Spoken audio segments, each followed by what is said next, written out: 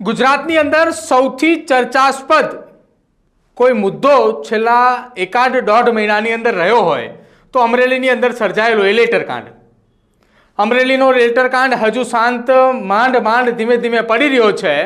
ત્યાં તો એ પાટીદાર સમાજની દીકરી પાયલ ગોટી ગુજરાત હાઈકોર્ટ પહોંચી અને હજુ એ મામલો ધીરે ધીરે શાંત થઈ રહ્યો છે. ત્યાં ફરી એક વખત અમરેલીમાં નવા કાંડના સમાચાર સામે આવ્યા અને આ પણ ભારતીય જનતા પાર્ટીના એક નેતાએ ઉજાગર કર્યા. નમસ્કાર, આપ જોઈ રહ્યા છો ન્યૂઝરૂમ ને આપની સાથે હું છું પ્રદીપ. ગુજરાતની અંદર છેલ્લા કેટલાક સમયથી કોઈના કોઈ કાંડ સામે આવે છે અને કાંડ સામે આવતાની સાથે જ તેમાં નામ કાં તો ભારતીય જનતા પાર્ટીના નેતાનું હોય અથવા તો એ કાંડ બહાર લાવનાર જ ખુદ ભાજપના નેતા હોય. હવે હું જે વાત કરી રહ્યો છું એ ગુજરાતની અંદર ટેકાના ભાવે જે મગફળીની ખરીદી ચાલી રહી છે એ ખરીદીની અંદર એક મોટું કૌભાંડ થયું છે અને આ મોટું કૌભાંડ ઉજાગર કર્યું છે ભારતીય જનતા પાર્ટીના જ નેતા, અમરેલીના નેતા ડૉક્ટર ભરત કાનાબારે. ડૉક્ટર ભરત કાનાબારે સોશિયલ મીડિયાની અંદર એક પોસ્ટ મૂકી છે.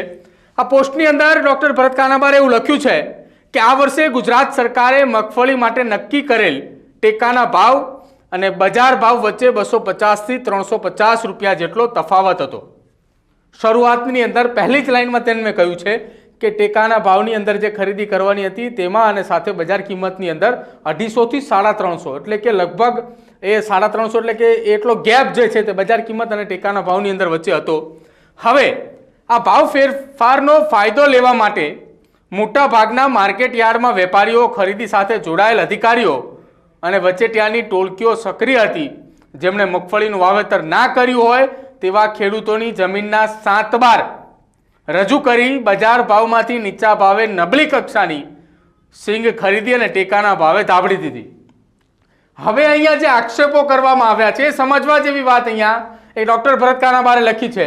તેમણે કહ્યું છે કે બજાર કિંમત કરતાં ટેકાના ભાવની અંદર મગફળીની ખરીદીની અંદર ભાવનો વધારો હતો, એટલે કે 350 રૂપિયાનો ભાવ વધારો હતો.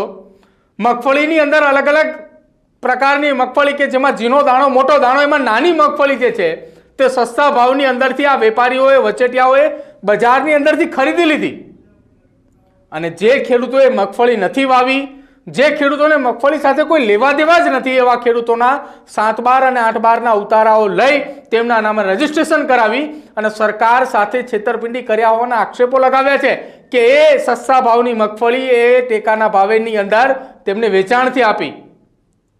હવે આની અંદર આગળ લખી દીધું છે કે મિલીભગતથી થયેલ આવી ખરીદીનો આંકડો કરોડોનો થાય છે. કોની મિલીભગત? સરકારી અધિકારીઓ કે જે ટેકાના ભાવે મગફળી ખરીદી કરી રહ્યા છે તેમની મિલીભગતથી આ પ્રકારની વાત જે છે તે કરવામાં આવી છે. ધિક્કાર છે અધિકારીઓને કે જેમણે તેમને પગાર ચૂકવે છે સરકાર સાથે છેતરપિંડી કરી. વાત તો ડૉક્ટર ભરત કાનાબારની અહીંયા જે લખવામાં આવ્યું છે કે ધિક્કાર છે એ અધિકારીઓ ઉપર કે જેમને સરકાર પગાર આપે છે તેમ છતાંય સરકાર સાથે છેતરપિંડી કરી. પરંતુ છેતરપિંડી કરી પગાર સરકાર આપે છે, સરકાર પૈસા કોની પાસેથી લે છે? તો એ જનતા પાસેથી લે છે. અંતે તો જનતા સાથે જ છેતરપિંડી થઈ. હવે આ ઘટનાની અંદર આગળ લખ્યું છે કે ફટ છે વેપારીઓને કે જેમણે કોકના 7 બાર બતાવી બજારમાંથી ખરીદેલ સિંગ ટેકાના ભાવે પધરાવી દીધી. શરમ છે ખેડૂતોની હરકત પર કે જેઓ જાણીએ અજાણીએ પોતાની જમીનના 7 બાર અન્યોને આપીને આ કાવતરામાં સામેલ થયા. હવે અહીંયા 2 લાઈન જે લખી છે જેમાં વેપારીઓ ઉપરની વાત કરી છે કે જે વેપારીઓએ સરકારને ચૂનો ચોપડે છે. બીજું એ પણ કહ્યું છે કે કેટલાક વેપારીઓ અને ખેડૂતો સાથે સાંઠગાંઠ થાય છે. ખેડૂતોએ પોતાના 7 બાર 8 બારના ઉતારા આપે છે. તેમના ઉતારા આપ્યા બાદ તેમના નામે રજીસ્ટ્રેશન પણ કરાવે છે. શું કામ એ રજીસ્ટ્રેશન કરાવે છે? કે તેમને રજીસ્ટ્રેશન કરાવવા બદલ 5,000 7,000 રૂપિયા આપવામાં આવે, 10,000 રૂપિયા આપવામાં આવે. તો કેમ રજીસ્ટ્રેશન ના કરાવે? કેમ કે 10,000ના રજીસ્ટ્રેશનની સામે 10 લાખની મગફળી ટેકાના ભાવે જો આપવામાં આવે તો એ ખેડૂતની સાથે સાથે વચેટિયાને કેટલો ફાયદો. અને આ જ પ્રકારનું કૌભાંડ છેલ્લા કેટલાક સમયથી ચાલે છે પરંતુ કોઈ ખુલીને સામે ન આવ્યું.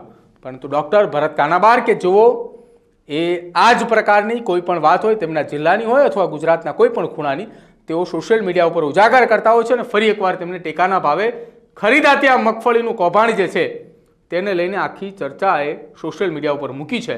હવે એ જોવાનું રહેશે કે રાજ્યનું કૃષિ વિભાગ કઈ તરફમાં એક્શન લે છે અથવા હરકતમાં આવે છે કે કેમ. તમારું શું માનવું છે ડૉક્ટર ભરત કાનાબારની આ પોસ્ટને લઈને?